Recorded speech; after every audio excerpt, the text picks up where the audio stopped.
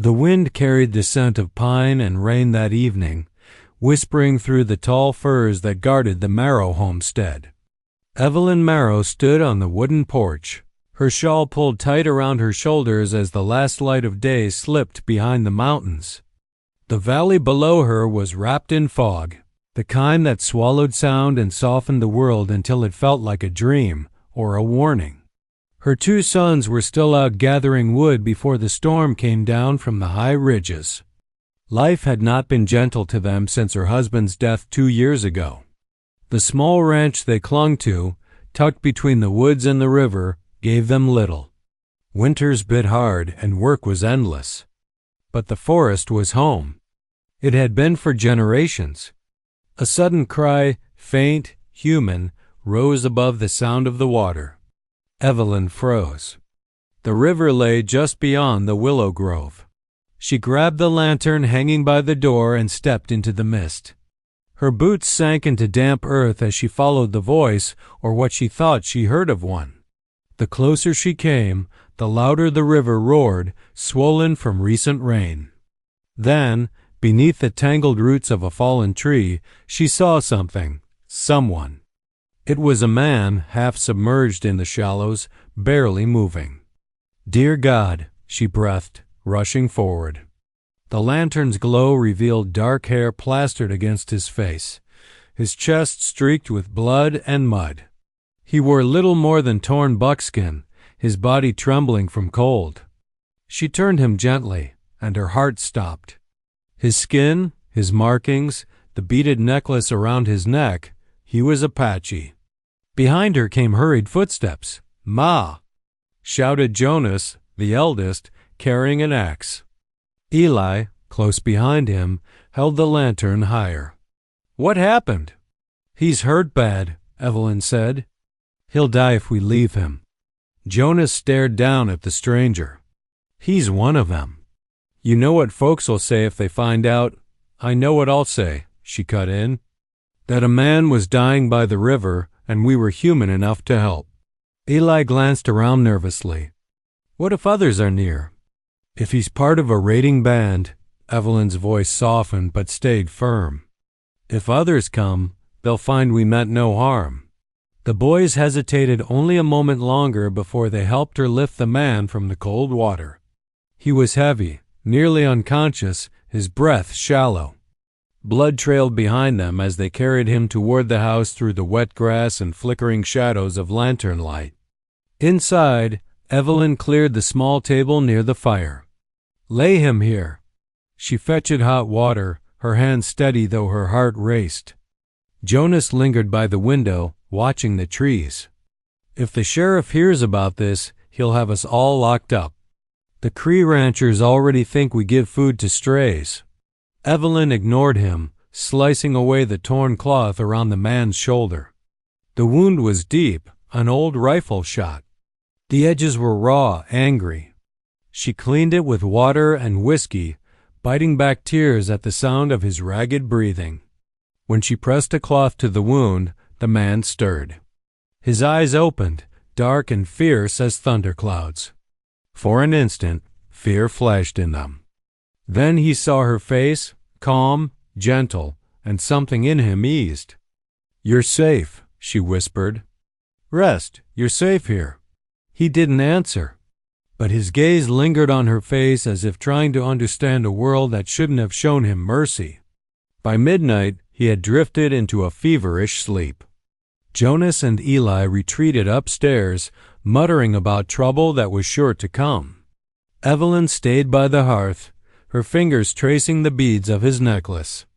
She wondered what story they told, who he was, what kind of battle left a man dying by her river. Outside, rain began to fall, soft at first, then steady, drumming against the roof like a warning. Somewhere in the forest an owl cried, and in the flicker of the firelight, Evelyn noticed faint paint marks on the man's arm, symbols she couldn't read. She didn't know that by dawn. The world beyond her door would already be stirring, men on horseback, tracks by the riverbank, and rumors whispering through the valley that an Apache had been found near the Marrow place. and the life she had fought so hard to hold together was about to change forever. The morning mist clung to the valley like a ghost that refused to leave. Evelyn Marrow stood by the stove, stirring a pot of thin broth, listening to the steady rain tapping against the windows. Her son still slept upstairs, but her thoughts were with the man lying on her bed, the stranger she dragged from the river the night before. He hadn't moved much through the night, only whispered a few strange words when fever took hold. His breath was shallow but steady now. She glanced toward him. The light from the fire brushed across his face, angular, proud, streaked with faint war paint that time and rain hadn't washed away. The wounds she had cleaned were closing slightly, though his skin still burned with fever. When she reached for the cloth to cool his forehead, his hand shot out, fast as lightning, and caught her wrist. Evelyn gasped but didn't pull back. The man's eyes opened, dark, deep, sharp as obsidian. For a heartbeat, neither moved. His grip loosened slowly, realizing she meant no harm. "You're safe," she whispered, voice calm though her heart pounded. "You're in my home. We pulled you from the river." He blinked, his lips dry and cracked. "Why?" His voice was hoarse, the single word heavy with suspicion and disbelief. "Because you were dying," she said simply. He studied her face for a long moment, as if trying to understand such kindness. Then he fell back against the pillow, exhaustion washing over him again. By the time Jonas and Eli came down, the fire had burned low. Jonas's first words were sharp. "He's still here." Evelyn didn't look up. "He's alive, yes." "We can't keep him, Ma. The sheriff rides through this valley every other day. If he finds a wounded Apache under our roof, he'll burn this place down himself." Eli stood quietly by the doorway, eyes on the sleeping man. "He doesn't look dangerous, Jonas." "That's how they look before they take your head," Jonas snapped. Then softer, "You know what happened to the Kree place last spring?" Evelyn turned, her face calm but firm. "Silas Kree and his men brought that upon themselves. They shot a family who came to trade, called it self-defense. Don't forget that." Jonas clenched his jaw. "Doesn't change how the town sees it." "I'm not raising you to fear what's right," she said, her voice low, steady. "We saved a life. That's all." Jonas muttered under his breath and stepped outside, slamming the door. Eli stayed, shifting awkwardly. "He's just scared, Ma. We all are. Things have been hard enough." "I know," she said gently. "But fear's no way to live. Not for us. Not for anyone." Later, when she returned to the bedside, the man was awake again. He had pulled himself upright, eyes scanning the small cabin, taking in every corner, the wooden walls, the old Bible on the shelf, the faint smell of pine smoke. He looked like a man who had spent too long in the open and didn't know how to trust four walls. "What's your name?" Evelyn asked quietly. He hesitated, then said, "Kaeln." The name rolled off his tongue like thunder on distant peaks. She nodded slowly. "Kaeln, I'm Evelyn Marrow. My sons, Jonas and Eli, helped bring you here." He nodded, his expression unreadable. His voice, when he spoke again, was low. "You should not have helped me. My enemies will come." Evelyn's brow furrowed. "Enemies?" Kaeln's gaze drifted toward the rain-smeared window. "White men, riders. They hunt me because I would not bow to them. They think the land belongs to their guns." Her chest tightened. "Who are they?" He didn't answer, only whispered, "Danger comes soon." The sound of those words, quiet but certain, made the small cabin feel colder than the storm outside. That evening, Jonas returned from the small trading post 2 miles north, his face pale beneath his hat. "Ma," he said, pushing through the door, "the sheriff's in town, and Silas Kree's with him. They're talking about an Apache seen by the river." Words spreading fast. Evelyn looked toward Kaeln, who had fallen back into a restless sleep.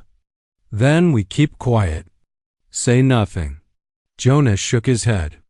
If they come asking, then we say we saw nothing, she said, eyes hard now.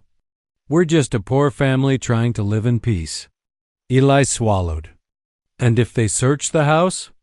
Evelyn looked at both of them, her voice turning to iron. Then you let them search. But you don't betray the living for fear of the powerful.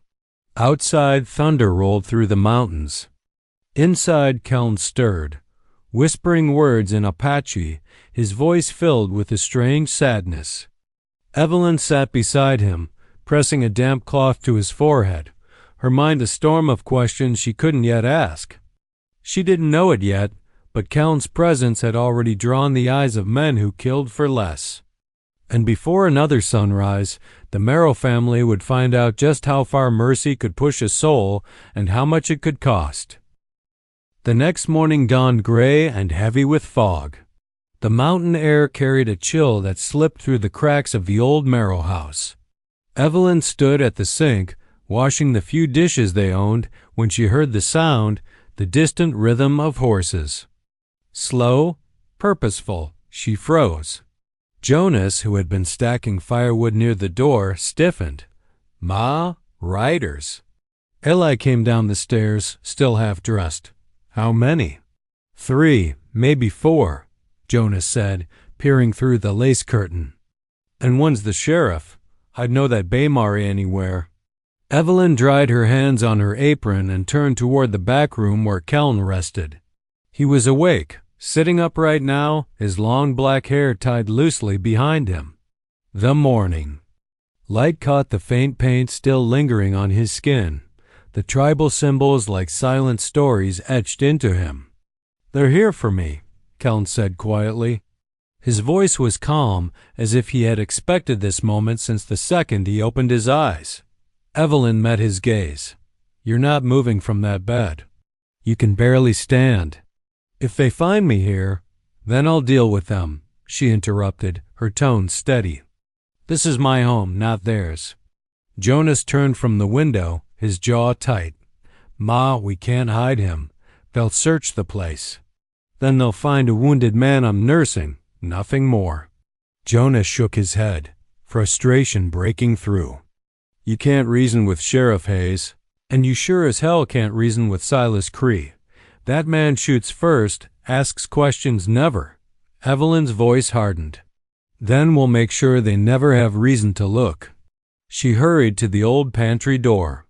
Kaeln, there's a space behind here. My husband built it when the war was still young. You'll fit if you stay low. Kaeln's eyes narrowed. You'd risk your life for me? Evelyn hesitated, then said softly, You're someone's son too. Without another word, Kaeln rose slowly, wincing from his wound. Eli slipped an arm under his shoulder, helping him move. They hid him behind the false wall just as boots crunched outside the porch. Jonas opened the door before they could knock. Sheriff Hayes, he greeted with a forced calm. You're up early. The sheriff, a weathered man with lines carved deep from sun and regret, tipped his hat. Behind him, Silas Kree sat tall in the saddle, broad, proud, the kind of man who thought the earth owed him something. Mornin', Jonas, the sheriff said, voice mild but wary. We're looking for someone. Apache man, wounded. Spotted near the river 2 nights back. Thought maybe he came through these parts. Evelyn stepped into view. We've seen nothing, Sheriff. Only the rain and fog. Kree dismounted, his boots landing hard on the porch.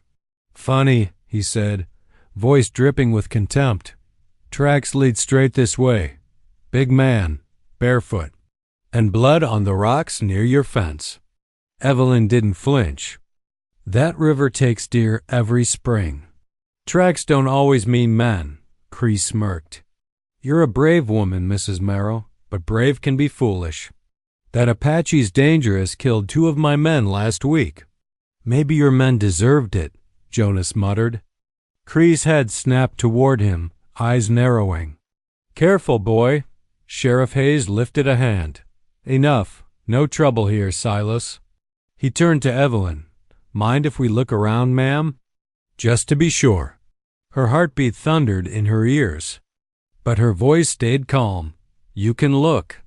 The search took less than 10 minutes, though every second felt like an hour. The sheriff's men poked through the barn, lifted blankets, opened cupboards. Evelyn stood still, her hands clasped tightly, while behind the pantry wall, Kaeln's breath came in slow, silent measures. At last the sheriff nodded. Seems clear enough. Sorry to trouble you, Mrs. Marrow, but Silas Kree lingered. His eyes swept the small cabin, sharp and suspicious. Then he smiled thinly. You ever see him, you send word. There's a bounty, $500. Evelyn forced a smile. I'll keep that in mind. When the riders finally left, the sound of hooves fading into the mist, Evelyn leaned against the wall, her legs trembling. Eli exhaled in relief. Jonas closed the door and whispered, that was too close. She opened the pantry door. Kaeln stepped out, his eyes steady, unreadable. You lied for me, he said quietly. I told the truth, she replied. We didn't see you come through.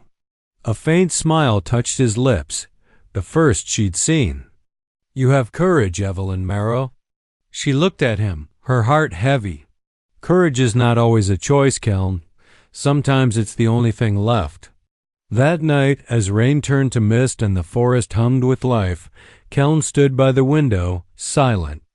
In the distance, torchlights flickered on the ridge, riders still searching. He whispered something in Apache, words Evelyn didn't understand.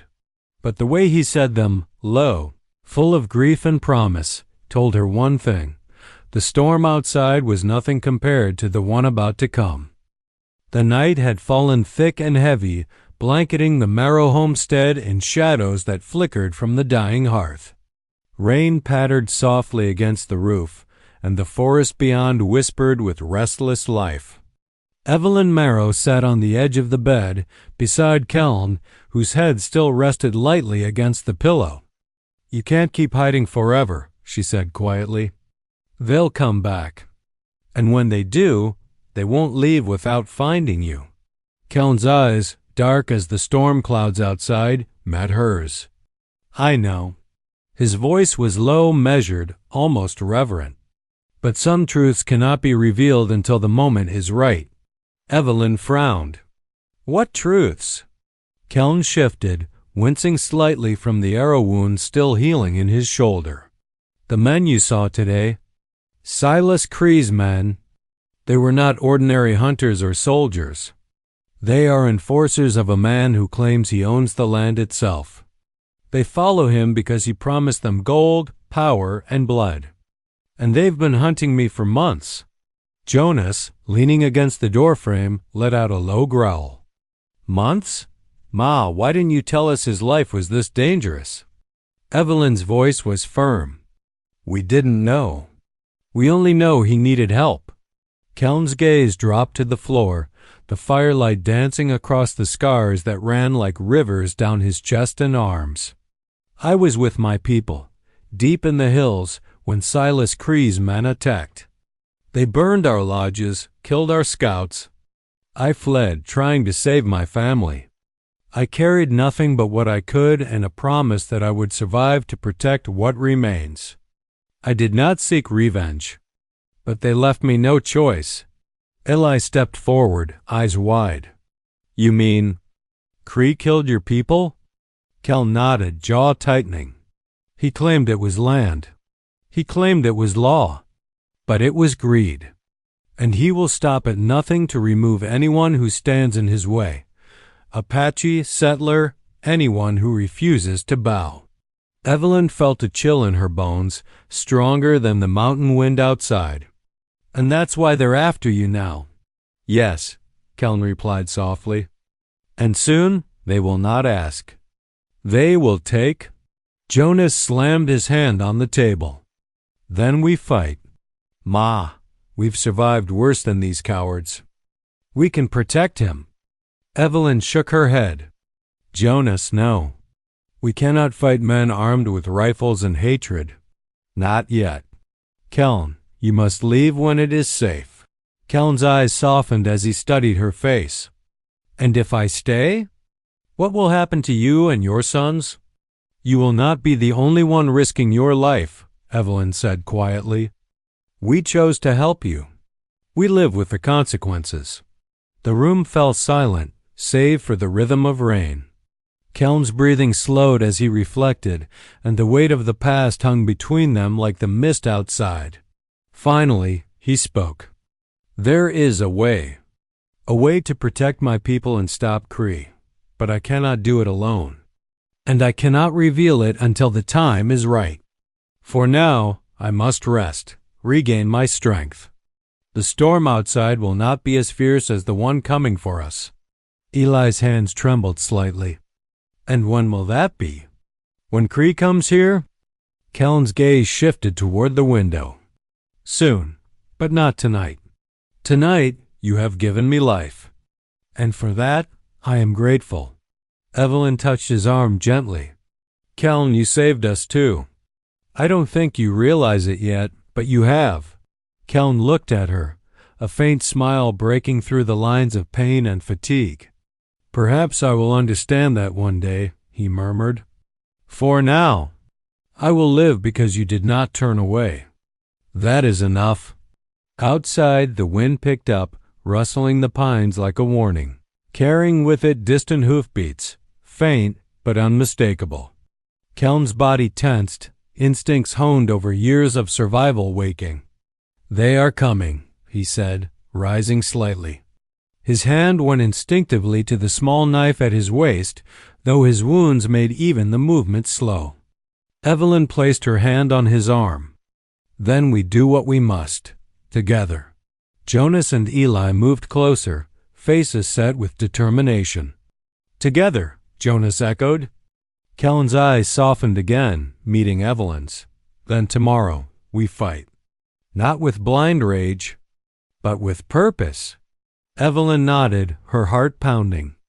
Then tomorrow, we protect each other.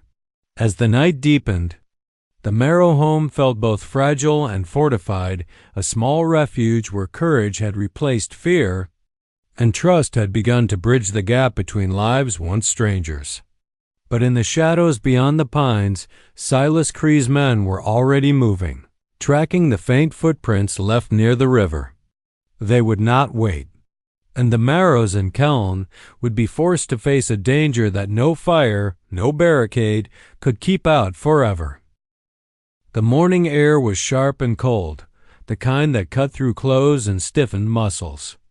Evelyn Marrow stirred a pot of stew over the hearth, the scent of onions and herbs filling the small cabin. The rain had stopped, leaving the pine forest damp and heavy with mist. Outside, the valley seemed peaceful, almost serene, but Kaeln knew better. He sat quietly on the bed, muscles coiled beneath his skin, listening to the distant sounds that only someone trained to survive in the wild could notice.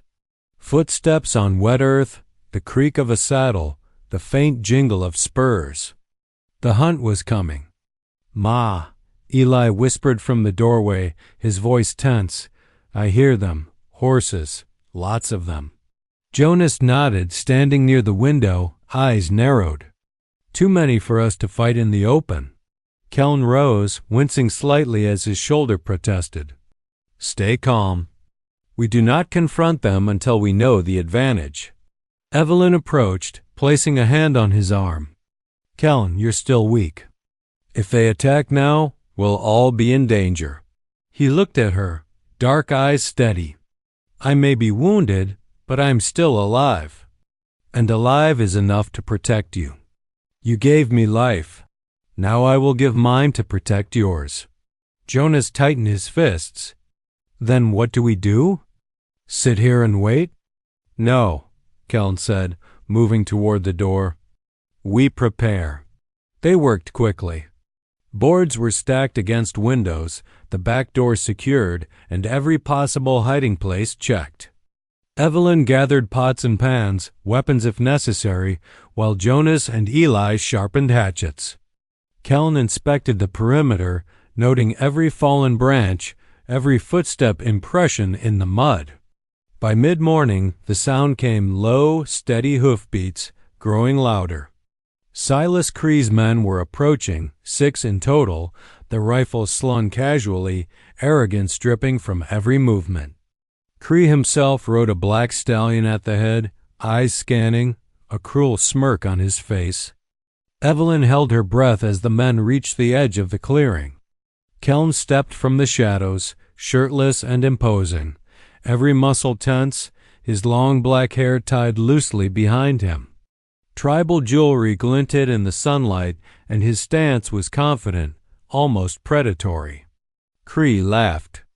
Well, if it isn't the widow Marrow. Word travels fast. Heard you've been hiding a wounded Apache. You've got guts, lady. Or foolishness. Evelyn straightened, voice steady.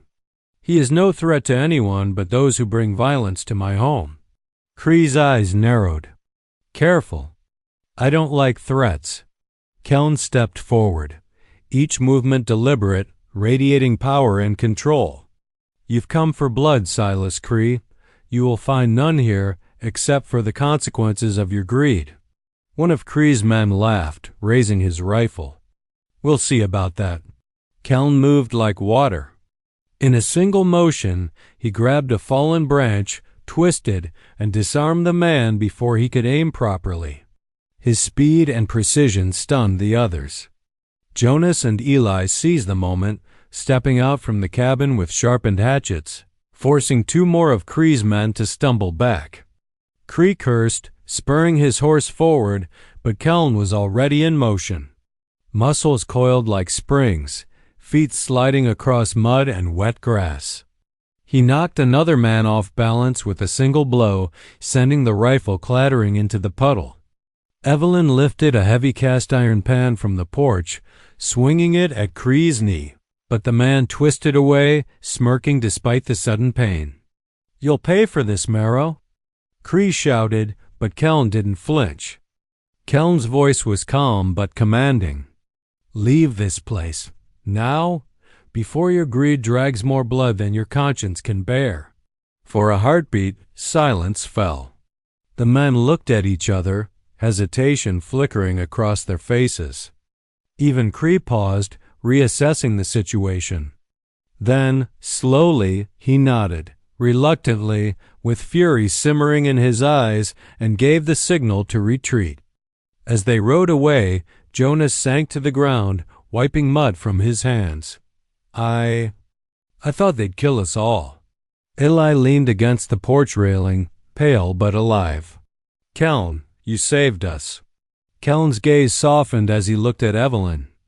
No, he said quietly. You saved me first. You gave me a reason to stand. That is the strength that protects all of us.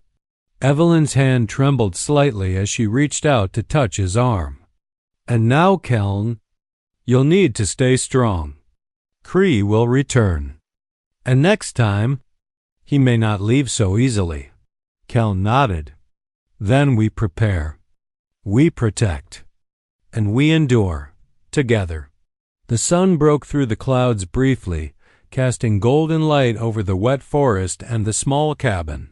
For now, the Marrow home was safe. But deep in the mountains, Silas Kree's anger simmered, promising that the calm would be only temporary. And Kaeln, the Apache warrior they had saved from death itself, had begun to change everything. The cabin was quiet now, the forest around it settling after the brief confrontation. Rain had returned in light sprinkles, leaving the pine needles glistening. Evelyn Marrow moved silently, tending to the hearth while Jonas and Eli cleaned their weapons and sharpened their hatchets. The adrenaline from the morning fight still lingered, coiling in their muscles, leaving them restless and alert. Kaeln sat on the edge of the bed, shirtless, long black hair damp and falling over his shoulders, tribal jewelry catching the firelight.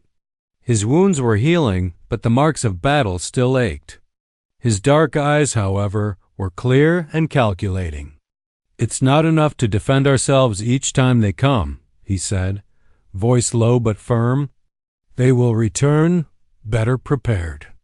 And we will need more than courage to survive." Jonas dropped his knife, frustration flickering in his eyes. "Then what do we do?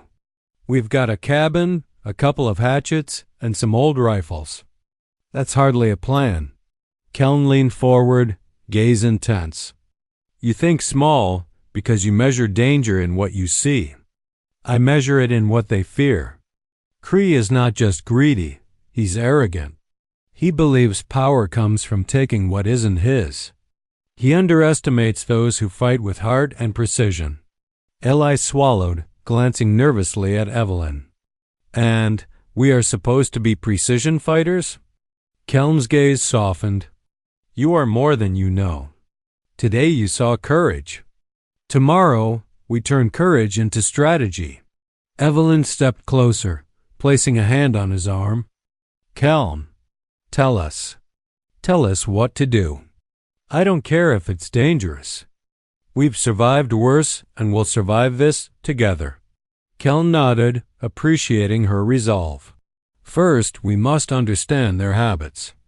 Silas Kree's men rely on predictable routes, arrogance, and the assumption that fear will silence those in their path. We will turn that assumption against them." Jonas frowned.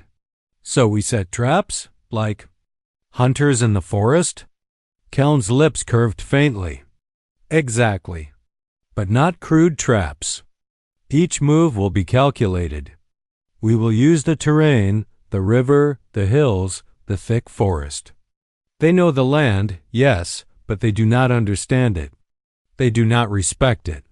Eli's eyes widened. "And you? You know it?"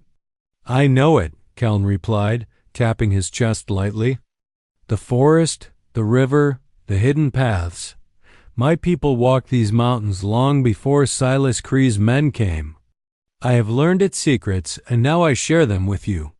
Evelyn's voice was quiet, filled with resolve.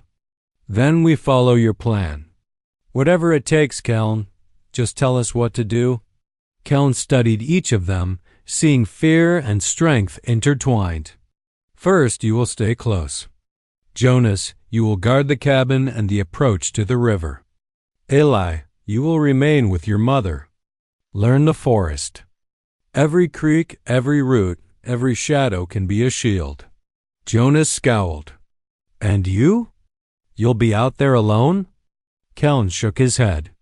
"No, I will move through the forest, luring them into the paths I choose. When they follow, they will find confusion, hesitation, and consequences." Eli asked, "Consequences? You mean traps?" "Yes," Kaeln said firmly. "But they will be subtle. They will underestimate us. That is their first mistake. Then we strike where they are weakest, not with rage, but with purpose. Every move, every strike, will make them regret underestimating the living." Evelyn placed a hand on his shoulder. "Kaeln, you're not alone in this. We're with you. All of us." Kaeln's eyes softened, and for the first time, a small flicker of warmth appeared in his stern expression. "Together," he agreed.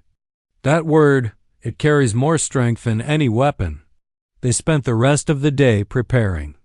The cabin was reinforced, small tripwires were set along hidden paths, and signals were arranged, a series of knocks and whistles that only the Marrows and Kaeln would recognize. Evelyn gathered provisions, making sure water and food were accessible, while Jonas and Eli memorized every path Kaeln showed them, learning which shadows hid movement and which rocks could serve as cover. As night fell, the forest was silent, almost watchful. Kaeln stood at the window, scanning the ridge in the darkness. "Tomorrow they will return," he said quietly. "But tomorrow they will find something they did not expect, a family who refuses to be intimidated, and a warrior who does not forget." Evelyn placed her hand lightly on his arm. "Then tomorrow we endure, and we fight together. Kaeln nodded, his dark eyes fixed on the misty hills. Together, he whispered. Outside, the forest seemed to hold its breath. The storm from the mountains had passed, but a new storm was forming, one of strategy, courage, and the quiet fury of those who refused to be victims. The morning mist clung low over the forest, shrouding the Marrow homestead in a gray, trembling haze. Evelyn Marrow moved quietly, making sure the small cabin was ready. Every board, every trap, every detail Kaeln had instructed was in place. Her heart pounded with a mixture of fear and determination. Today would decide everything. Jonas and Eli stood by the porch, sharpening hatchets one last time, their faces pale but resolved. Kaeln, shirtless and imposing, stood at the edge of the clearing, long black hair tied loosely behind him, tribal jewelry glinting faintly in the dim light. His dark eyes scanned the trees, calculating, alert. "They'll come," Kaeln murmured. "Silas Kree will not be patient. He'll think he can overwhelm us." Evelyn placed a hand on his arm. "We're ready. And we stand together." He nodded, muscles tensing. "Then we make them regret ever thinking fear could control these mountains."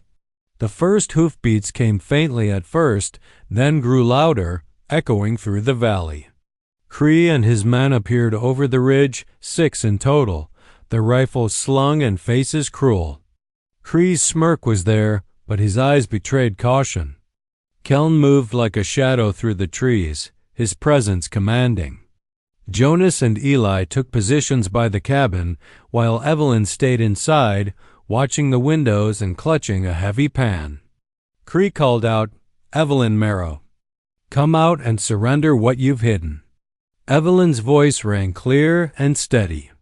"No one hides in my home who does not need help.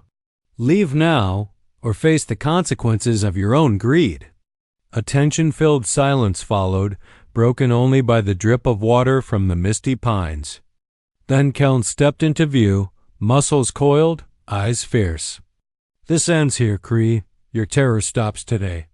Kree laughed, raising his rifle. Bold words from a stranger hiding behind a widow.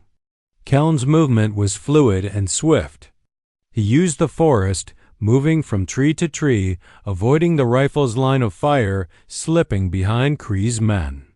With a single motion, he disarmed one, then another, sending them stumbling into the mud and the carefully placed traps Kaeln had set. Jonas and Eli seized the opportunity, striking with hatchets, forcing the men to retreat and falter. Kree's fury erupted. He spurred his black stallion forward, aiming to intimidate. Kaeln met him with calculated precision, using the ground, the trees, and his strength to stay out of reach. The fight was a dance of skill, experience, and courage, Kaeln moving like a shadow, Jonas and Eli supporting with sharp strikes, Evelyn throwing heavy pans when an opening presented itself. By midday, Kree's men were disoriented, muddy, exhausted. Their arrogance had faltered against Kaeln's strategy and the Marrows' determination. Kree himself, furious but wary, called a retreat. "You may have survived today," he spat, "but this isn't over." Kaeln stepped closer, eyes dark and unwavering. "For your greed, yes. For your cruelty, yes. But if you ever return, remember this. You underestimated courage. And courage protected life today." Kree's men reluctantly mounted their horses, the threat lingering but beaten back. The forest returned to its quiet rhythm, leaves dripping with mist, birds cautiously returning to the treetops. Evelyn exhaled, dropping to her knees beside the cabin. Jonas and Eli followed, leaning against her, sweat and mud streaking their faces. Kaeln approached, his own breathing measured but steady. "You fought well," he said quietly. "You did not flee, you did not cower. You protected life when it mattered." Evelyn looked at him, voice trembling with relief. "And you?" "Kaeln, you saved us all. More than just today. You saved our home." You saved our lives. Kaeln's gaze softened. No, you saved me first. You gave me life, and that life gave me strength to stand here. That is why we survive, together. Jonas grinned, exhausted but exhilarated. Guess we make a pretty good team, huh? Eli chuckled weakly. Yeah. Stronger than I thought. Kaeln smiled faintly, his dark eyes catching the firelight from the cabin. Courage and loyalty are stronger than any rifle, any greed, any hatred.